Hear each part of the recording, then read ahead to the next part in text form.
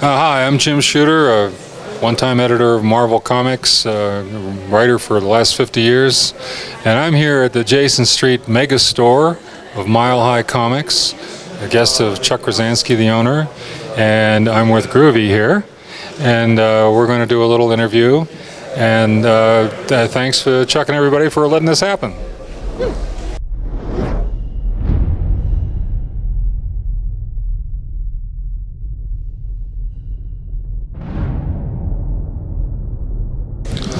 Hey, this is Groovey. I'm here with the legendary Jim Shooter at the Mile High Comics Megastore. How are you, sir? Very well, thank you. How are you? I'm doing awesome. Free Comic Book Day? Absolutely. You must have had a really busy day today. Yeah, I taught a little writing seminar to some kids in 6th to 12th grade, and signed a lot of books, a lot of Secret Wars. The new ones. I mean, I created the original series, so a lot of people had the old originals for me to sign, and some wanted me to sign their Free Comic Book Day copies of the new ones. So cool. Yeah, it was really cool. It was a lot of fun. Yeah, Secret Wars is actually one of my all-time favorite storylines, I guess, story arcs. It was amazing. Yeah. Yeah, it was like the first kind of mega crossover. It was like all the characters, all the major characters, major Marvel heroes, most of the major Marvel villains, all in one big story together. And the best part about it, I think that what made it work is that it fit in continuity. You know, I mean, in the course of the Secret Wars story, Spider-Man gets a new costume, a black costume, and in the regular book, he has a black costume. So it wasn't just some random thing off to the side. It was really part of the whole Marvel history, and I think that made it more important to people. Yeah, and actually, like, that moment with the Spider-Man costumes were actually like just totally dragged me in and engrossed me, and it's sort of like iconic for me now, you know. Yeah, well, that's it's kind of what we were going for, I guess. But I mean, we were having such fun with it. We weren't even really thinking about stuff like that. We just try to come up with interesting and exciting things. And also the way we worked is we always try to figure out, like, well, what would really happen here? Right. How would it really play out? And kind of role play it in a way, and it was kind of fun that way, and it ended up working out pretty well. And it was hard, but we had a good time. Well, you definitely succeeded in creating just great comic books. Oh, thank you very much. Yeah, a lot of people helped. It was a good thing, and like I said, it sort of made it was kind of a watershed, because after that, every company, every summer was doing the crossover, and everybody got into it. We did a couple more. We did the Secret Wars sequel, Secret Wars 2, and now they're doing it all again. It's great. It's cool. I understand it's going to make some major changes in the universe. Oh, that's really cool. Yeah. That's really awesome. Yeah. So what are you working on? You're doing a lot of educational stuff now, like with the kids. Well, no, the seminar, I've been giving how to create comics seminars for years. Back when I had my own publishing companies, we would do it as a promotional thing. A local retailer or a convention or anyone who wanted to sponsor one of my lectures, we would work with them, whichever company, like say Defiant, we would work with them, and whoever was promoting it would figure out what admission to charge. We encourage them to keep it small, $10, $5, but some would charge more.